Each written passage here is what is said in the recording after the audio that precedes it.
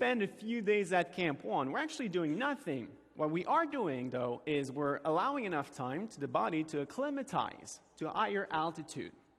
4 camps on Everest. I'm going to need your help a little bit. It's going to be an easy one. After Camp 1, we're going to go to Camp? Not at all. We're going to pack everything up and descend all the way back down to base camp. Climbing Mount Everest and any mountain that is around 7,000 meters or more, the only way you can summit, and I'm choosing my words carefully, not the preferred way. The only way you can summit, you have to go up and down many times, and I'll explain you why. So we're back at base camp. We recover a little bit, and then off we go. So the same route, it's not any easier the second time. The same 10 to 12 hours of work to get back to Camp 1. We're going to sit there for a few days again, and then 10 hours to Camp 2. And from Camp 2, after about a week, we're going to go to Camp 1? Not at all. All the way down to base camp. And we're going to do this again. So things are getting pretty serious now. And as you can see, days and weeks are going by. Camp 3.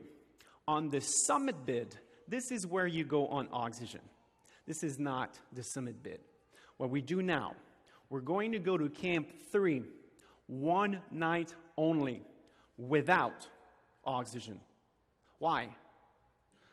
We're going to go make our bodies as uncomfortable as possible so that they can change and adapt as much as possible. This is my hope. This is my why. I inspire people to just start and take that first step and to believe. And the reason we go up and down, when your body acclimatizes to higher altitude, it starts producing more red blood cells. That too is a process, and it takes time.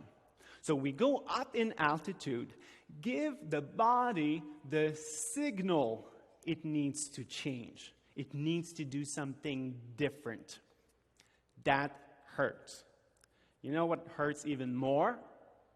When the signal you should do something different comes from the environment.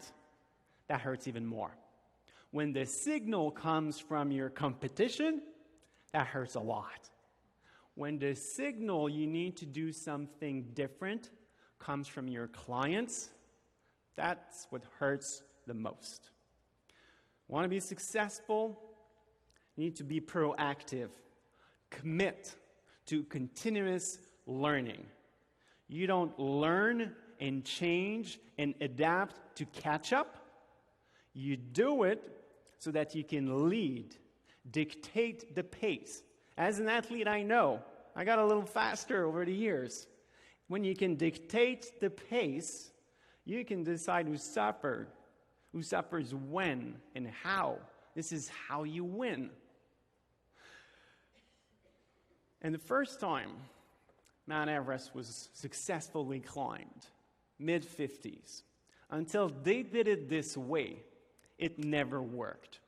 So imagine being in your tent at Camp 3, mid-50s. It's not even called Camp 3 at the time. You're just with the team who's made it at the highest point so far. You're incredibly proud. And that evening, in your tent, someone goes, "Hey team, tomorrow morning, how about," and you're this close, right? "Tomorrow morning, how about we just back everything up and go back to base camp?" Can you imagine how counterintuitive this must have been? It was the route to the summit. You must learn to take decisions that are counterintuitive. Another way to phrase this, decisions that are future-based. Where's the goal, and what are the new actions needed to accomplish that vision? Meaning, you're going to need to stop doing a lot of things. You're going to have to start doing different things as well. This is easier said than done because we have our habits and our beliefs. But again, this is how I started the talk. You change the story, you change the beliefs, you give yourself permission to succeed, and then taking those actions is a lot easier.